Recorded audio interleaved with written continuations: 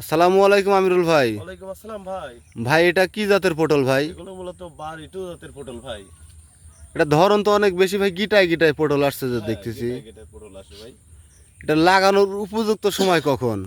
এই পটল লাগানোর উপযুক্ত সময় মূলত আশ্বিন মাস থেকে শুরু হয়, বৈশাখ মাস পর্যন্ত এই জাতের পটল চাষাবাদ করা যায়।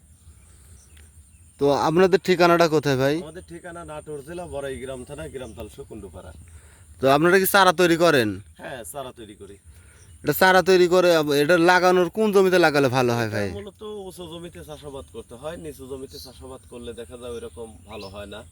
কারণ এই যে জমিতে দেখা যায় বৃষ্টি হলো পানি বেঁধে যায়, যেমন এই জমিতে দেখেন বেড করে দেওয়া আছে, যখন বৃষ্টি হবে পানিটা কিন্তু জমি থেকে বের হয়ে যাবে। সেক্ষেত্রে এই জমিতে কোনো ধরনের সমস্যা হবে না।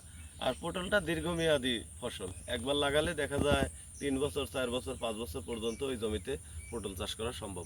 এটা লাগানোর আপনার লাগানোর পরে একটানা কতদিন ফল দেবে ভাই? লাগানোর পরে আপনার 2-2.5 মাস পর থেকে পটল আসবে, দেখা যায় যে 10 মাস দেবে, 10 মাস পরে গাছটা কেটে দিলে আবার পরবর্তী বছরে যায় নতুন পটল চলে ওই আসবে। কেটে দেওয়ার পর কি আবার গাছ লাগাই হ্যাঁ, ওখান রোপণ থেকে করতে একটা হবে? গাছ কেটে দিলে দেখা যায় ওখান থেকে 50টা গাছ বের হয়, কিন্তু 50টা তো আর রাখা যাবে না, 2-3টা রাখতে হবে।